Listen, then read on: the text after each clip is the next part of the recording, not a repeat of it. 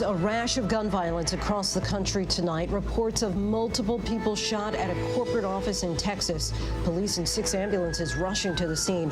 Officers finding several victims, some now hospitalized. Police questioning employees while authorities search for the suspect.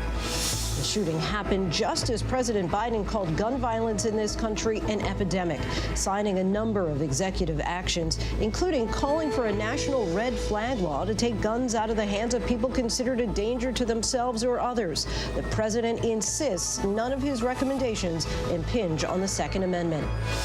One of the most difficult days yet in the trial of Derek Chauvin. George Floyd's final moments described in gruesome detail. A doctor testifying as to what he thinks really killed George Floyd, saying it's not drugs, and that a healthy person would have died under the same circumstances. News tonight about a horrific murder. A former NFL player allegedly breaking into a home, shooting and killing 5 people, a doctor and his family, including their 2 grandchildren, before turning the gun on himself, what authorities are now saying.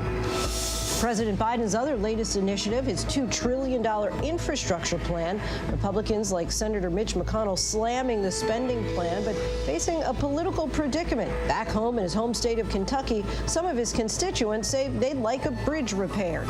So how will Congress eventually vote?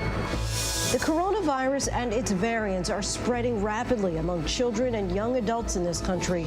New York City issuing sweeping changes to its school closure and remote learning policies. Florida with the most confirmed cases of the UK variant in the country, plus the major setback for Johnson & Johnson. The future of delivery, electric planes bypassing an airport and taking off directly from warehouses. Incredible technology, and tonight, the big question. Does this mean that some people in parts of this country will be receiving their packages faster? Good evening, everyone. I'm Lindsay Davis. Thank you so much for streaming with us. We are tracking several major stories tonight. Another week and another mass shooting in America. It comes on the very same day the president announced his plan to try and cut back on gun violence. More on the shooting and the president's plan in just a minute. But first, 9 days into the Derek Chauvin trial, a significant moment in the courtroom today. The jurors transfixed while the medical expert for the state was on the stand. Dr. Martin Tobin saying a healthy person subjected to what Mr. Floyd was subjected to would have died. His detailed description of how Floyd died has jurors examining their own necks and following right along. Dr. Tobin not buying the defense's repeated assertions that Floyd could have died from a drug overdose or an underlying heart condition. Our Alex Perez leads us off again from Minneapolis. The medical expert was direct and unshakable, telling the jury George Floyd died because of the actions of former police officer Derek Chauvin, not because of drugs or a history of heart disease. The cause of death is a low level of oxygen that caused the brain damage and caused the heart to stop. Dr. Martin Tobin, an expert on breathing and lung function, testifying he watched the videos of Floyd's final moments hundreds of times, explaining what he saw when the officers pinned Floyd down on the asphalt, handcuffed. It's like the left side is in a vice. It's totally being pushed in, squeezed in from each side. It was almost to the effect as if a surgeon had gone in and removed the lung. Dr. Tobin testifying the officers' actions interfered with central features of how we breathe. To understand the knee on the neck, you need to examine your own necks, all of you here in the jury, like I'm doing now. The jury captivated, and most did touch their necks as the doctor spoke. He walked them through the video, frame by frame, pointing to Chauvin's body position in this image. What you're seeing is that the toe of his boot is no longer touching the ground. This means that all of his body weight is being directed down at Mr. Floyd's neck. He showed how Floyd struggled to stay alive. You see his knuckle against the tire. And to most people, this doesn't look terribly significant, but to a physiologist, this is extraordinarily significant, because this tells you that he has used up his resources and he is now literally trying to breathe with his fingers and knuckles. He's totally dependent on getting air into the right side. So he's using his fingers and his knuckles against the street to try and crank up the right side of his chest. This is his only way to try and get air to get into the right lung. The doctor describing what happened when Floyd became non-responsive. The knee remains on the neck for another 3 minutes and 27 seconds after he takes his last breath. After there's no pulse, the knee remains on the neck for another 2 minutes and 44 seconds. And he was emphatic. It was the officer's actions that killed Floyd, nothing else. A healthy person subjected to what Mr. Floyd was subjected to would have died as a result of what he was subjected to.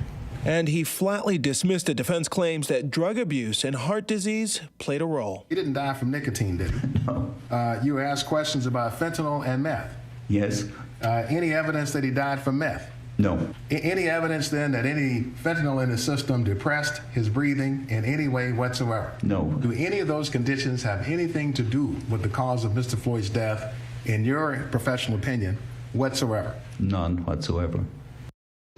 Dr. Chauvin seeming very convinced and confident as to why George Floyd actually died. Alex Perez joins us now from Minneapolis. And Alex, as you mentioned, his testimony really hitting home for the jurors today. Yeah, it really did hit home to all of those jurors inside the courtroom. Lindsay, you know, when you talk about possible star witnesses in a case, when we look back at this case in the months and years to come, this will be one of them. It was noted in the courtroom that the jurors were all taking notes during his testimony. And also when he was asking them to demonstrate, the majority of them were doing those demonstrations and sort of feeling their necks and their breathing pattern. He managed to, in a very successful way, explain to them something very complicated. Definitely a person the jury's going to remember there, Lindsay. It sounds like it. Alex Perez, our thanks to you. And for more analysis, we bring in Shauna Lloyd, a civil rights attorney with the Cochran firm in Florida. Thanks so much for joining us again, Ms. Lloyd. We heard that chilling testimony today from Dr. Martin Tobin, arguing that George Floyd died from oxygen deprivation, even as he fought so hard to breathe, and not from a drug overdose. Let's listen to one of those moments. Yes, Mr. Floyd died from a low level of oxygen, and this caused damage to his brain that we see, and it also caused a PEA arrhythmia that caused his heart to stop. And by PEA, you mean pulseless electrical activity? Correct. It's a particular form of an abnormal beat of the heart, an arrhythmia, and a particular form of it. How effective would you say that Dr. Tobin was at making the state's cause of death case, and was the defense able to poke any holes in this testimony? I think the state was very effective in what they were trying to do with this particular expert. He was everything that you would hope an expert can be. He was engaging. The jury was following along. They were hanging on his every word. He was able to give the state several things. He was able to give them cause of death. He actually pinpointed a moment in which he said this was his last breath. There were some significant things that came out of this testimony. The defense tried to poke holes in it, but I just don't feel that they were as successful as he was in connecting with the jury and getting the information that they were seeking. And we've heard the defense argue that Derek Chauvin's knee was on Floyd's shoulder blade or the base of his neck rather than the neck itself. But Dr. Tobin said that even so, it wouldn't really matter. Yes, and I think that is going to be a serious blow to the defense, because here we have this expert that's testifying that despite whether it was the neck or the shoulder, the effect is the same. And I think that's going to carry weight from someone with this level of experience and knowledge. And let's hear now what Dr. Tobin had to say about the length of time Chauvin was on top of Floyd. And so was the knee then lifted off of his neck at the point there was no more oxygen in his body? No, the knee remained on the neck for another 3 minutes and 2 seconds after we reached the point where there was not a 1 ounce of oxygen left in the body. Chauvin is, of course, charged with second-degree murder. Would you say that this testimony helps the prosecution establish Chauvin's intent to commit that crime? Absolutely. Anyone that's carried a sleeping child knows the difference between when someone's completely motionless and then when they're active. So this speaks to the amount of time he had to recognize that something had changed. And we also heard testimony from a forensic toxicology expert called by the prosecution who said that George Floyd had low levels of fentanyl and methamphetamine in his blood when he died. Is the fact that Floyd had any illicit drugs a potential problem for the prosecution here? anytime we have drug use, it's a complicating factor. You can't say that it doesn't matter. But what they're doing a very good job of is neutralizing it. Even though that it's there and it's present, these experts are neutralizing it in the same by saying there was such a low level, they don't believe that it had any contributing factor to the actual cause of death. That's what's significant about that. And we've gotten to the place in this trial where the testimony has become highly technical, some would say in the weeds perhaps. But do you think that this case remains as dramatic as ever? I think it is. These experts are bringing a lot of life to what people have seen and moments that they felt in the video.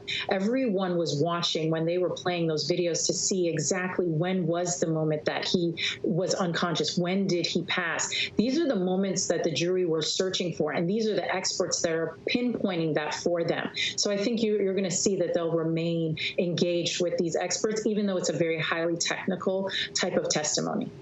Shauna Lloyd, appreciate your time and your insight. Thank you. Thank you. Now to the latest on gun violence in this country. 2 deadly mass shootings in the past 24 hours. A doctor, his wife, and 2 grandchildren among the dead in South Carolina.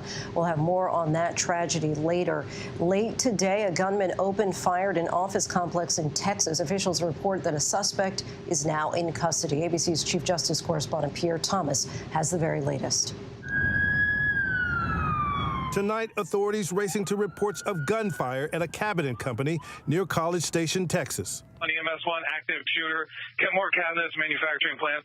The call coming in just after 2:30 p.m. local time. Reports of a possible mass shooting. Word of multiple injuries. So far, we have 1 shot in arm, 1 shot in back. Officers responded. They found several victims, and they were checking the area, checking the building, looking for more victims. When officers arrived at the scene, the shooter was gone. Authorities saying they believe the suspect was an employee at the plant. 4 victims were transported to area hospitals in critical condition, and 1 person died at the scene. Pierre Thomas joins us now. Pierre, as we just heard, there is a suspect in custody. What are authorities saying tonight? Lindsay, we're still awaiting details. Police just say they apprehended a suspect. They have not released an ID. Tonight, the ATF is also responding. The hard work of identifying a motive now fully underway. The question tonight, Lindsay, why? Why did this happen? Why again? Pierre Thomas, our thanks to you. The shooting in Texas is just the latest headline of a mass shooting in this country, and it comes on the very same day that President Biden formally announced new executive actions aimed at gun safety. The president called gun violence an epidemic in America and is calling on Congress to do more. Here's ABC's Mary Alice Parks. President Biden in the Rose Garden Thursday called gun violence in the U.S. an epidemic and an international embarrassment. Our flag was still flying at half staff for the victims of the horrific murder of 8, when 10 more lives were taken in a mass murder in Colorado. Between those 2 incidents, less than 1 week apart, there were more than 850 additional shootings. Joined by survivors of gun violence and those who've lost loved ones, the president announcing new executive actions. He wants the Department of Justice to regulate so-called ghost guns, kits that can be purchased online and turned into a fully functioning gun without a serial number. And limiting stabilizing braces used in the shooting in Boulder, Colorado, to turn a pistol into a short-barreled rifle. The president admitting these are far from sweeping measures. As a candidate, he called for a ban on assault weapons and new laws to hold gun manufacturers accountable. He's now calling on Congress to do more. They've offered plenty of thoughts and prayers, members of Congress, but they passed not a single new federal law to reduce gun violence. Enough prayers. Time for some action. The Democratic-controlled House last month passed several bills expanding background checks, but those have stalled in the Senate. Republican Senator Lindsey Graham this week leaving open the possibility of compromise. I'm willing to have a conversation with my Democratic colleagues about how we can make sure that people who are a danger to themselves or others, that we deal with that issue in terms of having a gun. The president also named David Chipman to lead the Bureau of Alcohol, Tobacco, Firearms, and Explosives. Chipman had been an agent with the ATF, but recently had also worked as a gun safety advocate. Lindsay? Mary Alice, our thanks to you. The president's major push in Washington right now is on his $2 trillion jobs plan focused on infrastructure. President Biden saying yesterday that while he's open to negotiations, inaction is not an option. And in Kentucky, one bridge badly in need of replacement is a symbol of the need for that investment and the political challenges to making it happen. Senior White House correspondent Mary Bruce traveled there and has this report on the battle over infrastructure. With his $2 trillion infrastructure plan facing resistance on Capitol Hill, the president pushing back against his critics who say his plan is far too sweeping. But to automatically say that the only thing that's infrastructure is a highway, a bridge, or whatever, that's just not rational. It really isn't. The president is calling for $100 billion to expand broadband internet to 100% of the country, $45 billion to replace every lead pipe in the country, and $115 billion to fix 20,000 miles of roads and over 10,000 bridges badly in need of repair. Bridges like the Scudder Falls Bridge in Pennsylvania and the Calcasieu River Bridge in Louisiana, and the aging Brent Spence Bridge over the Ohio River between Covington, Kentucky and Cincinnati, Ohio. Over 50 years old, it's crucial to commerce across this country, but is in desperate need of an upgrade. So we are now one of the more than 160,000 vehicles that cross this bridge every single day. The thing is, it's only designed to handle half that amount. This bridge is a huge problem, and it's a national problem. Brent Cooper is the president and CEO of the Northern Kentucky Chamber of Commerce. We've gone through multiple presidents, multiple governors on both parties, and they've been unable to get this done. We're hoping that some transportation solutions are on their way for the country. We're looking at a lot of traffic and a lot of delays if this doesn't get done. In the shadow of the bridge, Brad Slaybaugh helps to run a concrete business, but the bridge, in constant disrepair, ends up costing everyone. Our business runs basically on time and cost, and it costs about $2 a minute to run those trucks. So if it takes twice as long to get to a project, that means either half the service or twice the amount of equipment and drivers to supply. This old bridge is actually costing you time and money. Right. The candy company Perfetti Van Mel has operations on the Kentucky side of the bridge, producing and distributing favorites like Mentos and Airheads across North America. And while the bridge is still structurally sound, executives there say it's hurting their business and their workforce who live on both sides. The bridge is key for the supply of our Airheads products, as well as the employees. So when the bridge is down, it causes a disruption in our shipments in and out, as well as in an ability to bring our employees to come to work. Democratic Senator Sherrod Brown of Ohio says replacing the bridge is long overdue and argues President Biden's plan can get the job done. This is thousands of good-paying jobs to replace or rebuild the bridge, to be sure. But it's also all kinds of companies that depend on this traffic. And if the bridge is shut down for repairs or just the typical workaday where the slowness of the bridge, it's just wasn't built for this kind of traffic. The bridge runs from Ohio to Kentucky, the home state of Republican leader Mitch McConnell. He says he wants the bridge fixed too, but says President Biden's approach is all wrong. This package that they've laid out at the beginning, styled infrastructure, is a Trojan horse for massive tax increases and a whole lot of more debt and a whole lot of spending that you and I think would probably agree is unrelated to infrastructure.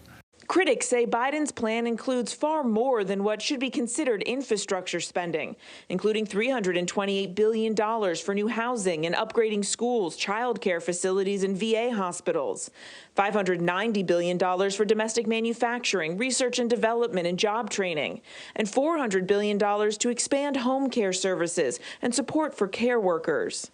To pay for his plan, the president wants to increase the corporate tax rate from 21% to 28%, and he's made clear he's willing to raise taxes on the most wealthy, Americans making more than $400,000 a year. We're going to close those loopholes. We're going to make corporations pay their fair share, and they will benefit too because this infrastructure will matter to their companies. Raising taxes is a non-starter for Republicans in Congress. But here in Kentucky, along with increasing driver user fees, some say they'd accept tax increases on corporations and the wealthy. In order to get this done, you're okay with that if it means some taxes have to go up? Personally, I am. Yeah. So it's not a matter of people understanding the importance of it. It's how to pay for it. How do we get to a consensus where everyone can agree on how to pay for things like this going forward? What do you think it says about the state of our politics if this doesn't get done? If it doesn't get done, I think Washington is just completely broken. This is such an obvious need, and we're just one of a number of obvious needs throughout the country. For ABC News, I'm Mary Bruce in Covington, Kentucky. Our thanks to Mary Bruce for that. And we are joined now by Democratic Senator Ben Cardin of Maryland, chair of the Transportation and Infrastructure Subcommittee of the Environment and Public Works Committee. Thanks so much for joining us, Senator. Republicans say that President Biden could get an easy bipartisan win if his bill focused on more traditional infrastructure like repairs for roads and bridges, for water and electric systems, as well as efforts like expanding broadband. All those issues could have wide support. So is this bill, would you say, too broad, and could that jeopardize it getting through the process? Well, Lindsay, it's good to be with you, and we'll see exactly how the Republicans respond. I hear what they're saying. Let's see how they deliver in our committees. In the committee I serve on, we have a long tradition of bipartisan cooperation on bringing out an infrastructure bill, dealing with our highways and our bridges and our transit systems and our water systems. What the president's suggesting is desperately needed. America has the strongest economy in the world, but our infrastructure is far from competitive when you look at the global scene. So yes, we do have to replace that bridge that you were referring to, and I can mention several bridges in Maryland that need to be replaced now, and we have to get that done. But we also need to remove the lead from our pipes that are damaging our children. We need to have broadband nationwide so every family can have access to high-speed internet at a reasonable cost. We have to make sure our children are going to safe schools. These are all part of an infrastructure package, and I think the president's absolutely right to be bold. And let's see how far we can work with Republicans. Let's work together, and let's get the job done. But it sounds like some critics are saying infrastructure is one thing, but as we just heard in Mary Bruce's report, the plan includes $400 billion to expand home care services and support for care workers. That may be a laudable goal, but is that more of a social program than infrastructure? And should that be part of a bill that's being pitched as being focused on infrastructure? Well, infrastructure clearly includes the bricks and mortar to modernize America, but we also need to invest in our people if we're going to be competitive. So I think the president's priorities are the right priorities, but I know the president's willing, and I can tell you this senator is willing to sit down with the Republicans and let's try to work things out. I will point out that the president's initiative is very popular among the people in this country, whether they be Democrats, Republicans, or independents. So let's work together. And let's come up with a package that we can support. Let's talk about how we're going to finance it. I'm willing to talk with Republicans as to what revenue sources they think are right. I agree. We got to pay for at least a good part of this program. Let's figure out a way to do it in a bipartisan manner. So, of course, there is a divide on how to pay for. The president said yesterday he's open to compromise, including on the level of the corporate tax rate. Is raising it to 28% as proposed a non-starter, even if it can't get support from some moderate Democrats? Should that come down as part of the negotiations? Lindsay, I'm looking forward to negotiating with the Republicans, but we're not going to negotiate against ourselves. Let's see what revenue sources they want to suggest. We want to make sure that at the end of the day, we have a progressive tax structure. We know that middle-income, lower-income families are in desperate need of help. We help them with the American Rescue Plan. We want to help them again with the American Jobs Plan. So let's look at revenue sources that do not penalize the middle class, and let's see how we can work together to find those revenue sources. Look, there are traditional transportation revenue sources we can look at. There's things we can look at, and I hope the Republicans will join us in that effort. And lastly, President Biden announced several executive actions on guns today. But, of course, any substantial gun legislation will need to come from Congress. When would you say that will be a priority? Is there anything that you can see right now getting clear bipartisan support? Well, it is a priority, and I do expect we're going to be taking up these bills on the floor of the United States Senate. I can tell you that the uniform background check is something that is supported, I think, by 90% of the people in this country, and by the majority of Republicans. We should be able to get that bill to the finish line. You know, I support reasonable gun safety legislation, and I hope we can do something to respond to the gun violence in America. Senator Ben Cardin, appreciate your time. Thanks so much for coming on the show. Good to be with you. Thanks. And now to COVID-19, as the U.S. faces a possible new surge in cases with more young people getting sick. And tonight, at least 2 vaccination sites are temporarily halted in North Carolina over concerns about adverse reactions to Johnson & Johnson's vaccine, as some states brace for a drop in doses delivered next week. Here's ABC's Whit Johnson. Tonight, at least 2 vaccination sites in North Carolina pausing operations after some people reported adverse reactions to the Johnson & Johnson vaccine. From UNC at Chapel Hill to PNC Arena in Raleigh, officials saying the move was out of an abundance of caution. It comes just a day after 11 people at this site in Colorado, of the 1,700 vaccinated yesterday, suffered adverse reactions like dizziness and nausea.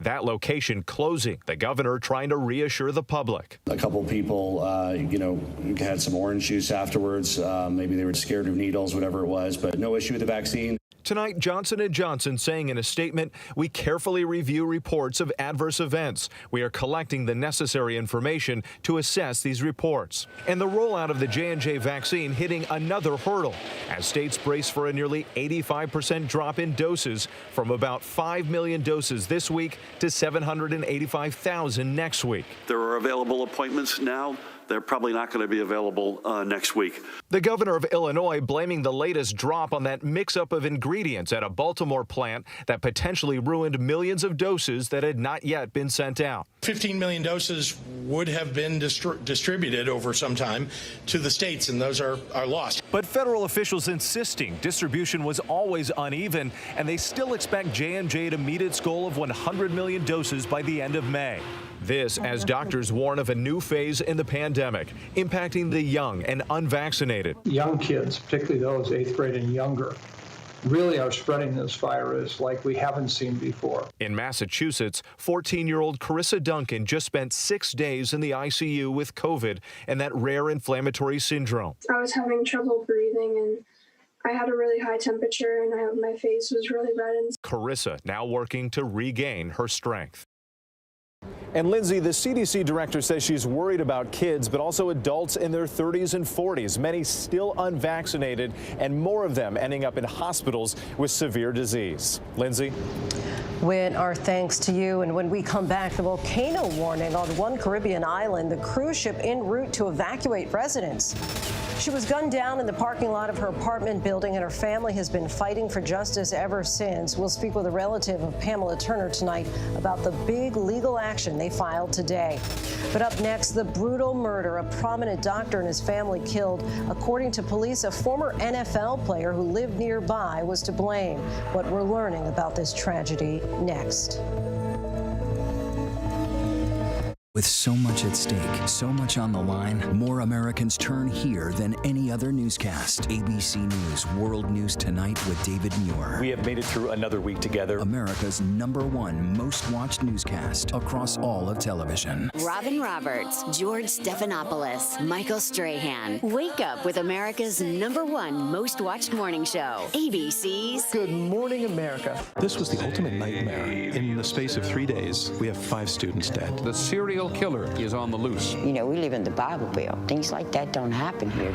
And the one haunting piece of evidence, this audio cassette that changed everything. Now, new, emotional, and revealing interviews from those who were there. There was a audible gasp. He did something no one saw coming. Pure evil. 2020, Friday night at 9/8 Central on ABC. Somewhere out in the country, there's a man. I'm Bobby. Doing good things for good people. He'll walk a mile in their shoes, then get them a brand spanking new pair when he's done. Just wanted you to have this. Thank you. You name it, he'll try. Even if it breaks him. Bobby Bones, they're trying to break you. Oh, great. Breaking Bobby Bones. New series Monday, May 31st at 10 on National Geographic. The world may feel out of your control, but your happiness doesn't have to be. Learn the secrets to happiness. Listen to the 10% Happier podcast, free on Apple Podcasts. ABC News honored winner for the second straight year with the Edward R. Murrow Award for Overall Excellence in Television.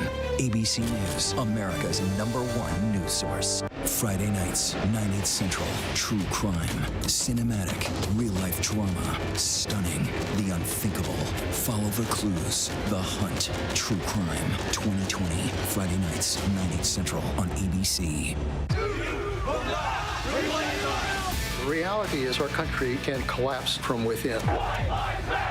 You see the white power movement on the march. Klansmen and neo-Nazis, skinheads, it's meant to incite war. From the KKK to Oklahoma City to Charlottesville, the new documentary event special. We just need to start talking about race. Homegrown Hate, the war among us. This is a real wake-up call. Streaming now on ABC News Live. Take a look at this, a remarkable discovery at the bottom of the ocean. An exploration team found the wreckage of the USS Johnson about 4 miles below the surface of the Philippine Sea. The Navy destroyer sank in a fierce battle with Japanese warships all the way back in World War II. Now to the search for answers after yet another heartbreaking attack. 5 killed at a home in Rock Hill, South Carolina. A prominent doctor, his wife, and 2 of their young grandchildren shot dead, along with a person working inside their home. Police have identified the suspect as a former NFL player who lived nearby. Our Will Reeve reports in from South Carolina.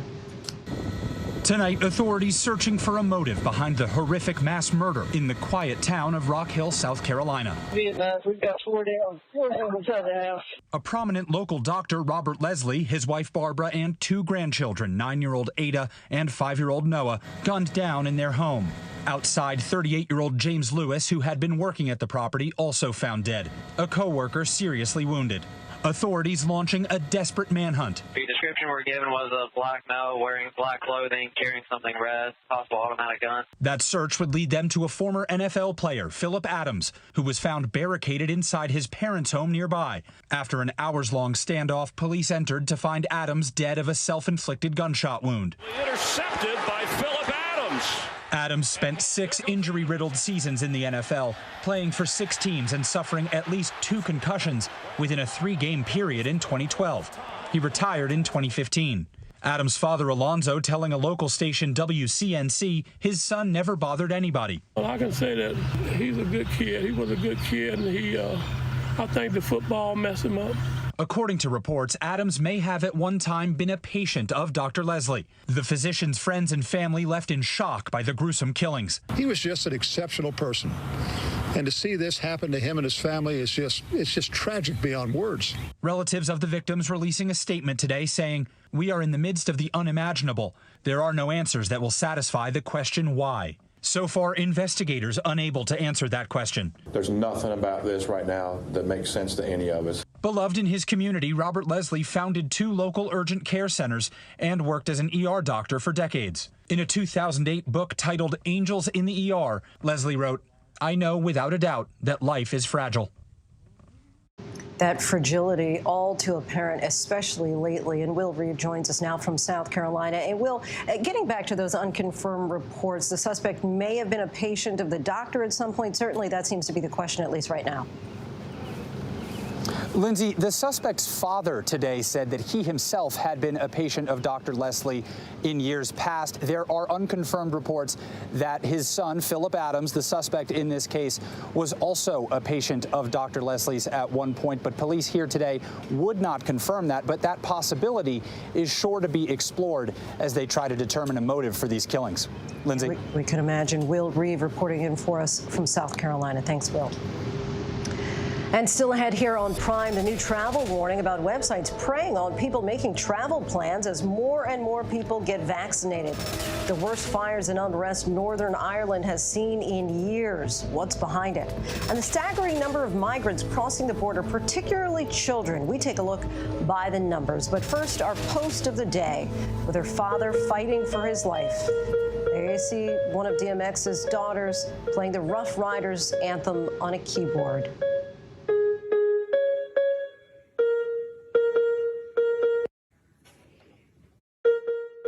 Admit it. These days, what you need to know seems to change just about every day. What is it that you really want to know, need to know? To help you not just get through your day, but to make the most of it. Feel smarter. Feel better. Feel happier. Well, how about a third hour of Good Morning America in the afternoon? GMA 3, what you need to know.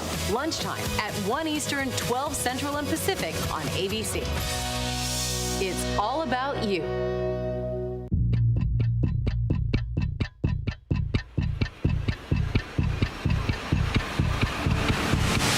Hours, Assault on the Capitol, the ABC News original, exclusively on Hulu, now streaming. Somewhere out in the country, there's a man. I'm Bobby. Doing good things for good people. He'll walk a mile in their shoes, then get them a brand spanking new pair when he's done. Just wanted you to have this. Thank you. You name it, he'll try. Even if it breaks him. Bobby Bones, they're trying to break you. Oh, great. Breaking Bobby Bones. New series Monday, May 31st at 10 on National Geographic. I know what happened, and I'm not guilty. Why the fascination with criminal trials? Figure out what's really out there. She revealed she had murdered his family. I know in my heart that he did this. It's the time of suspicion. The ending's really tough. You don't know whether truth is going to be difficult to find unless you try to find it.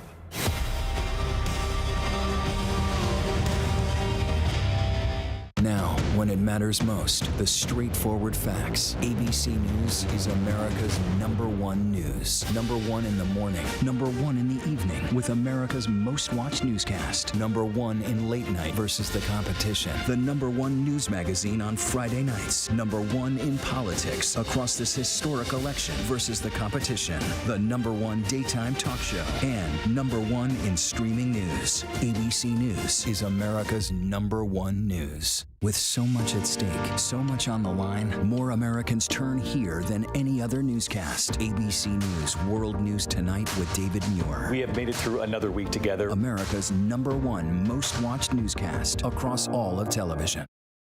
Welcome back, everyone. And now to the crisis at the southern border. New data reveals that more unaccompanied children crossed the U.S.-Mexico border last month than ever recorded. And overall, authorities apprehended more migrants than they have in decades.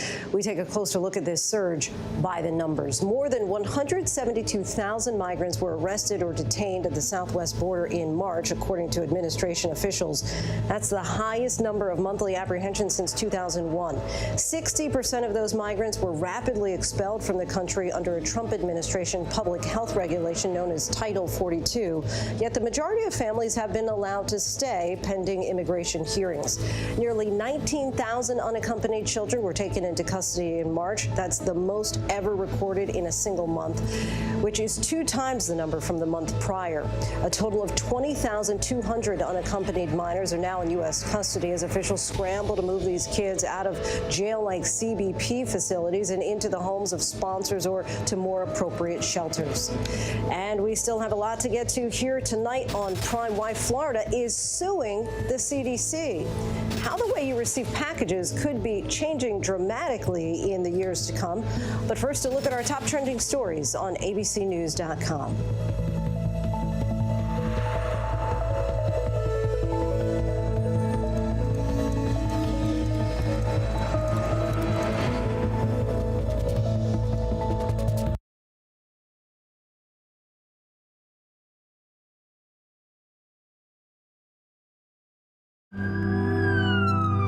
We will guide you through it all tonight. We have made it through another week together. Big hug, We tell all our patients how much they're loved. We hold their hands. David, we're showing our love and support for all the ICU staff. They're the heroes in this.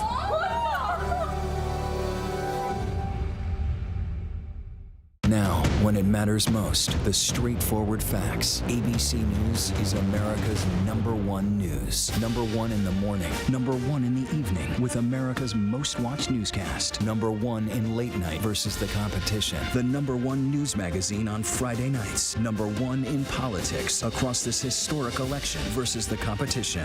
The #1 daytime talk show. And #1 in streaming news. ABC News is America's #1 news. Friday nights, 9/8 Central. True crime, cinematic, real-life drama, stunning, the unthinkable. Follow the clues. The Hunt. True crime. 2020. Friday nights, 9/8 Central on ABC. This was the ultimate nightmare. In the space of 3 days, we have 5 students dead. The serial killer is on the loose. You know, we live in the Bible Belt. Things like that don't happen here. And the one haunting piece of evidence, this audio cassette that changed everything. Now, new, emotional, and revealing interviews from those who were there. There was a audible gasp. He did something no one saw coming. Pure evil. 2020, Friday night at 9/8 Central on ABC. Somewhere out in the country, there's a man. I'm Bobby. Doing good things for good people. He'll walk a mile in their shoes, then get them a brand spanking new pair when he's done. Just wanted you to have this. Thank you. You name it, he'll try. Even if it breaks him. Bobby Bones, they're trying to break you. Oh, great. Breaking Bobby Bones. New series Monday, May 31st at 10 on National Geographic.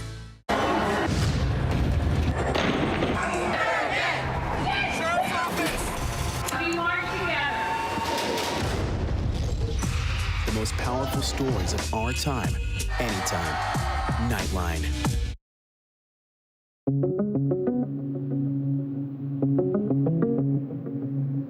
In the courtroom Thursday, the jury getting a close look at new 3D images as Dr. Martin Tobin, a pulmonologist, described in painful detail exactly how he believes Derek Chauvin's knee made it impossible for George Floyd to breathe. Mr. Floyd died from a low level of oxygen. That half of his body weight plus half his gear weight is coming down. That's 91.5 pounds is coming down directly on Mr. Floyd's neck.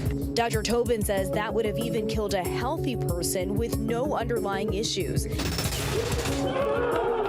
Tonight, the White House joining calls for calm as riots again rock Northern Ireland and some of the worst violence seen there in years. For 10 days, there have been violent clashes with police, mostly involving pro-British loyalist youths. But on Wednesday, the violence escalated, projectiles being hurled between Protestant and Catholic areas of Belfast, rioters setting a moving bus alight. More than 50 police have been injured. The violence unfolding against a backdrop of anger among loyalists over a Brexit deal that they feel divides them from Britain. Police have also accused criminal gangs of fueling the violence. Dem the violence. Tonight, water cannons again used in Belfast. It sounded like maybe some kind of explosion. A deadly explosion at a paint factory in Columbus, Ohio. The blast happening just after midnight. About 40 employees were working at the time. One person was killed, 8 injured. We had to go through fallen ceiling and, furniture that had been blown across the room. Firefighters rescued 2 people trapped inside. They're in critical condition. The body of a missing worker was found in the rubble this morning. The cause of the explosion is under investigation. Today, Florida's fighting back. A lawsuit filed by the state of Florida against the CDC, all because of cruise ship operations. The state is demanding cruise ships be allowed to resume sailing from Florida ports immediately. Florida Governor Ron DeSantis claims the federal government's no-sail order is outdated and is hurting his state's economy. There's really just no end in sight. People are going to cruise one way or another. It's a question is, are we going to do it out of Florida, which is the #1 place to do it in the world, or are they going to be doing it out of the Bahamas or other locations? There were a string of deadly COVID-19 outbreaks on cruise ships before the no-sail order was issued. As millions take to the skies, with more and more people traveling, an urgent warning from the Better Business Bureau saying some fraudulent websites are either impersonating government websites or are claiming to process your TSA PreCheck or global entry applications only to instead access your personal information and money. TSA PreCheck lets you go through shorter and faster security lines. Global entry expedites border crossings when you're traveling internationally. Both programs are managed by the Department of Homeland Security.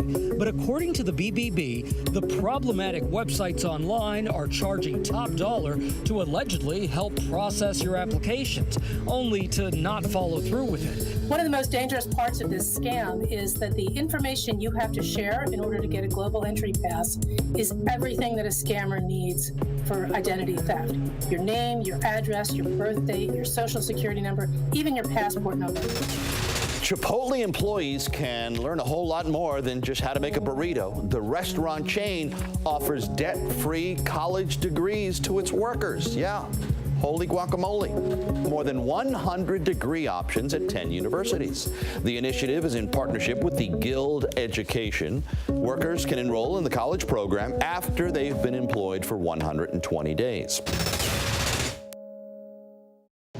Welcome back. Pamela Turner would have turned 46 years old today, but instead of celebrating her birth, today her family is seeking justice for her death. In these images taken from a video from May of 2019, you see Pamela scuffling with a police officer. She ends up falling to the ground, and once she is down, she is then fatally shot by that police officer. Pamela Turner's family has said that she had paranoid schizophrenia and posed no threat to the police officer. Part of the family's demand for justice comes in the form of a federal civil rights lawsuit filed today. And joining us now is the daughter of Pamela Turner, Chelsea Rubin, along with her attorney, Mr. Benjamin Crump. Thank you both for being here. And Chelsea, I'd like to start by just saying that we're so sorry that your mom is not with you today. Can you give us a sense about who your mom was and also a little bit about her struggles with mental health? Well, my mom,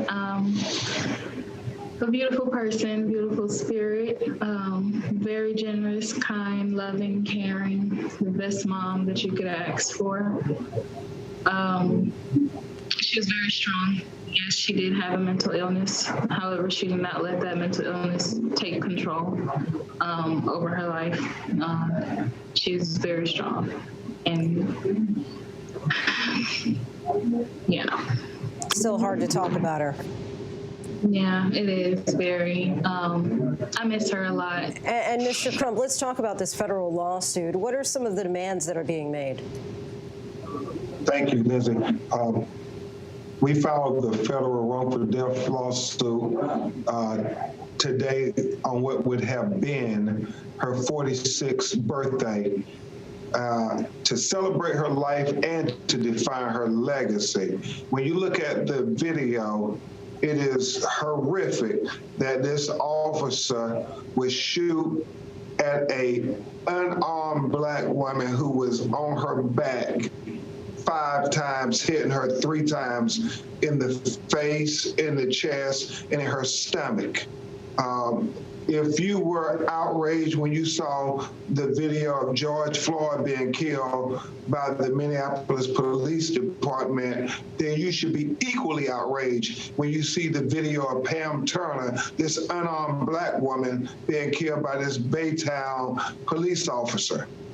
And what's the police officer's defense? Why is he saying that this was... You know, the video tells the story. They're trying to say, oh, well, he felt fear for his life. Well, he came and approached her, assaulted her, battered her. He could have did any number of things. He could have yelled verbal commands. He could have created distance. He could have called for backup. He could have went and got behind a car and created a barrier. He could have did anything except shoot this beautiful woman and kill her in such a horrific manner. Chelsea, what are you hoping personally comes out of this lawsuit? I'm hoping to start making progress. There are a lot of things that I want to come from my mother's case itself. And this is just one step closer to all of that. Initially, overall, is what I want is change. You know, there needs to be some drastic form of change that comes from this, so that I know, my family knows, my children know that my mother's death was not in vain. And Mr. Crump, it took 16 months for the officer who shot and killed Pamela to be charged with felony aggravated assault by a public servant. Where do things currently stand with his case? You know, two pieces of breaking news. Number one, we found out today, even though he's been charged, he still has been, we found out today that even though he has been charged, he still has not been terminated from the Baytown, Texas Police Department. So just imagine that. This horrific, unjustifiable, unnecessary killing of this black woman by this police officer has had no consequence with the Baytown Police Department to terminate him from employment. And Chelsea, during today's press conference, you were joined by Breonna Taylor's mother, Tamika Palmer. How important was it for you to have her there right by your side? And are you two working together on any projects to raise awareness about women who die at the hands of police? It was very important to me to have Tamika here. She's a wonderful person, very supportive. And I'm sure that, you know, sometime in the future, there may be things that come out of the growing relationship between her and I. But it definitely felt good to know that she got on a plane and flew out here just to come and support me and my family. It was very, very gracious and really appreciated. Chelsea Rubin, Benjamin Crump, we thank you so much for your time. Appreciate you coming on the show and talking with us tonight. Thank you. Thank you. Prosecutors in Florida tonight are signaling that an associate of embattled Florida Congressman Matt Gaetz may take a plea deal. Joel Greenberg is facing multiple charges, including sex trafficking. At this time, he has entered a plea of not guilty. Gaetz is under federal investigation for allegedly providing cash or other things of value to women in exchange for sex, including a 17-year-old teen. And tonight, a red alert for the Caribbean island of St. Vincent as a volcanic eruption appears imminent. The Prime Minister has issued mandatory evacuation orders for residents in parts of the northeast and also northwest portions of the island. Cruise ships are expected to arrive tonight to start evacuating residents. It's not clear just how many residents are under the mandatory evacuation order or where the ship will take them. The volcano last erupted in 1979, and an eruption in 1902 killed 1,600 people. Shipping giant UPS announcing today some of its future cargo planes won't even need airports. The new planes will simply take off and land vertically at distribution warehouses. ABC's Gio Benitez explains. Call it the future of shipping. Electric planes soaring through the skies with your packages. And get this, there's no need for an airport.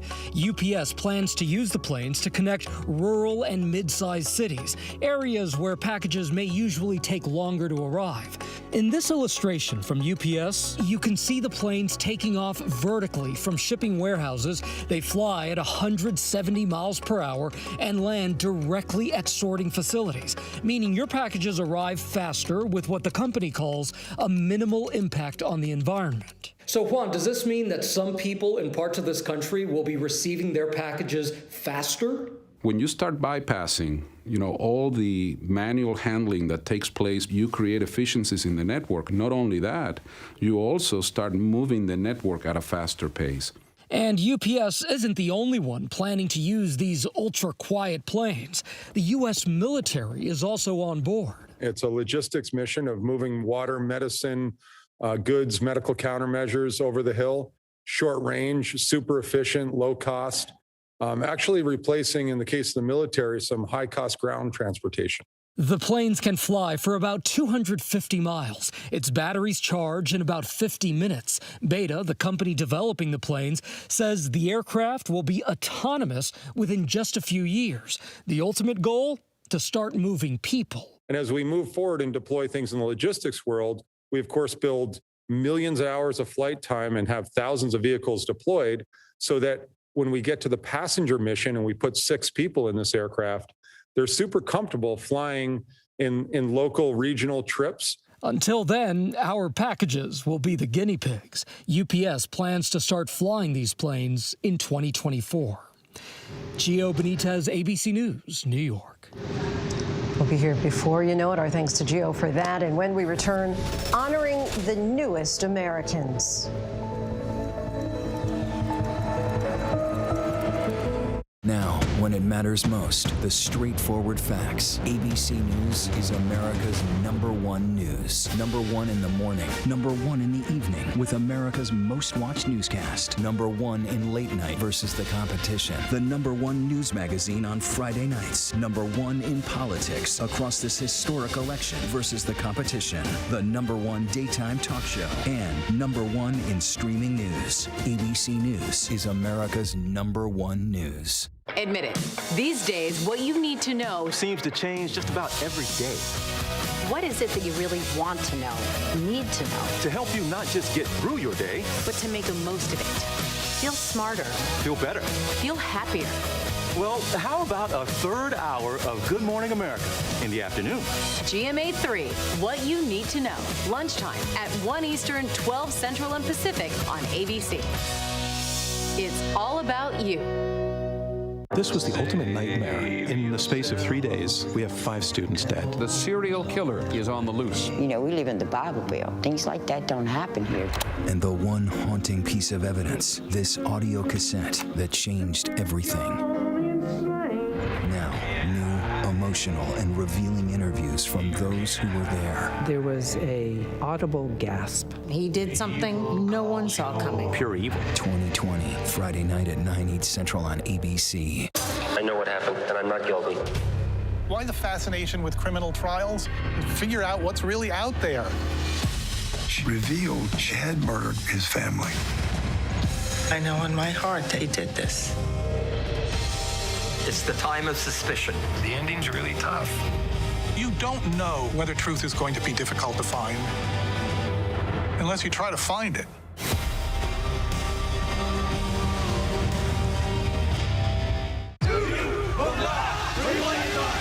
The reality is our country can collapse from within. You see the white power movement on the march. Klansmen and neo-Nazis, skinheads, it's meant to incite war. From the KKK to Oklahoma City to Charlottesville, the new documentary event special. We just need to start talking about race. Homegrown Hate, The War Among Us. This is a real wake-up call. Streaming now on ABC News Live. They have not forgotten. This is the moment Israelis stop to pay their respects. Today marks Holocaust remembrance. Across that country, citizens stood in silence for 2 minutes to reflect on the millions of lives lost. Border security and what to do about immigration, 2 issues that continue to loom large. We have a special focusing on just that right after the show. But for those who are here legally, many are filled with pride when they're able to take that step and finally become U.S. citizens. Will Gans brings us the story of one very special woman who's now proud to say she's an American. It's a celebration years in the making for Yanet Villamontes Lopez. What's a big surprise? Miss Yanet is the cafeteria manager at Prairie Vale Elementary School in Oklahoma. Miss Yanet comes in the office every morning, and she's such a bright spot in our school. Greeting Principal Michelle Anderson and the staff the same way every day. Hello, pretty ladies. Every day. On Monday, a lifelong dream come true for Miss Yanet, passing the test to officially become a U.S. citizen. Everything about this country, every single president, the Constitution. I love the Constitution. I know more now than another citizen or the American, right? Probably me. Yeah. Probably so. Not only did Miss Yannette pass, so did her husband and their 3 kids. The family emigrating from Cuba 5 years ago. So when Principal Anderson heard the good news, she saw an opportunity for a learning experience. Lifting each other up, being on each other's side, celebrating our differences, celebrating our accomplishments. 450 students all lining up in the hall. The teacher were crying, and I start crying that time with them. It was amazing, yeah. Giving their best to support the woman who does the same for them day in and day out. Every day, I try to give the best of me and my team because they help me a lot with the students. We just show smiles. We're trying to give the best food, the best day. Chicken nuggets, sure, but this week, Miss Yannette serving up a life lesson on the side. When you want something and you work hard for that, you can do it. And we work together like a family, and I hope everybody work together like us. That is the American dream. Our congratulations to her and our thanks to Will. Before we go tonight, the image of the day. Just a year ago, this teen was in grave condition in the ICU battling COVID. And today, as part of a group of people impacted by the pandemic, you saw it right there. She got to throw out the first pitch at the Mets game to the very doctor who treated her. And that is our show for this hour. Be sure to stay tuned to ABC News Live for more context and analysis of the day's top stories. I'm Lindsay Davis. Thanks so much for streaming with us, and have a great night.